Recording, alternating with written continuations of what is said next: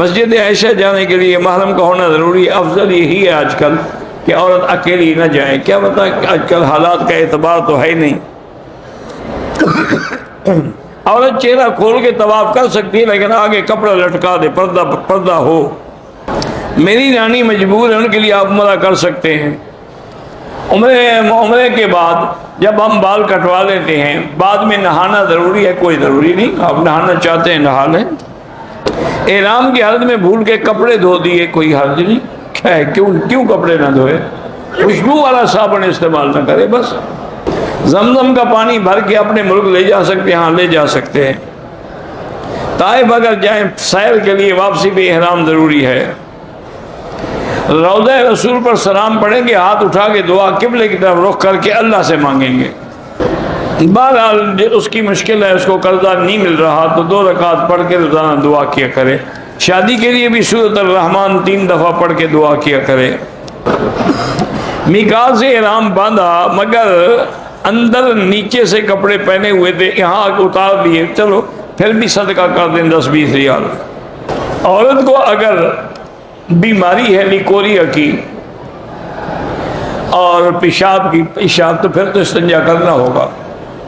ٹڈیاں جو ہیں ان کو مار سکتے ہیں, مار سکتے ہیں.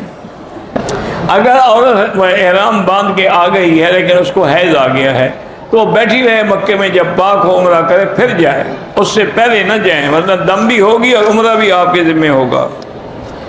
خوشبو والے کا ہاتھ دھو لیے 2-4 ریال خیرات کر دو.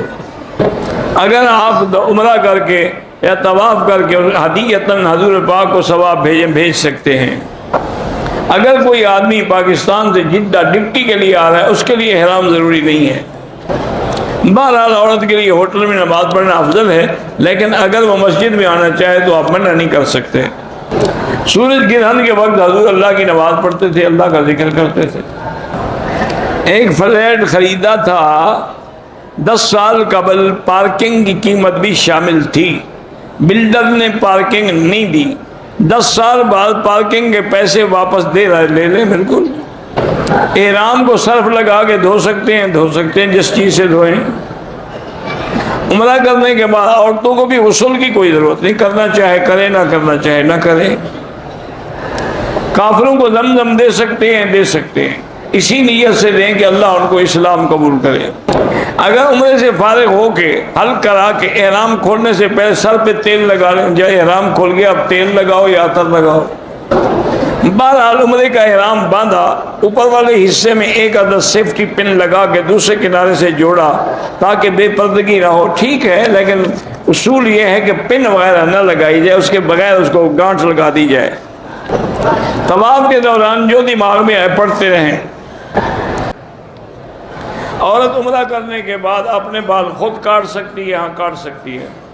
اپنے بال کاٹنے کے بعد اپنے شوہر کے سر پہ بھی اس طرح پھیر سکتی ہے, ہاں پھیر سکتی ہے. خواب میں اگر کسی نے کچھ کیا ہے نعوذ باللہ زنا ایسا, اس کا کوئی گناہ نہیں ہوتا. اگر جوتے پاک ہیں تو مسجد الحرام میں بھی پہن سکتے ہیں, طواف پہ بھی پہن سکتے ہیں.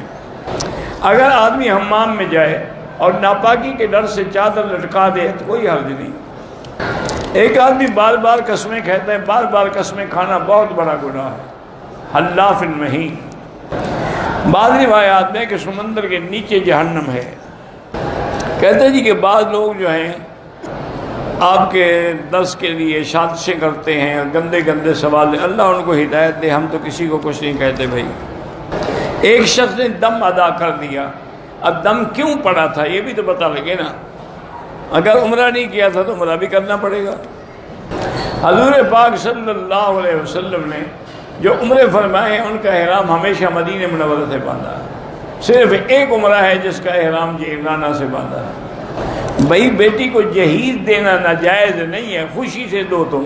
اگلے کو شرط نہیں کرنی چاہیے کہ مجھے جہیز میں یہ دو گے تو میں شادی کروں گا, وہ ناجائز ہے. ویسے ہر آدمی اپنی بیٹی کو دیتا ہے.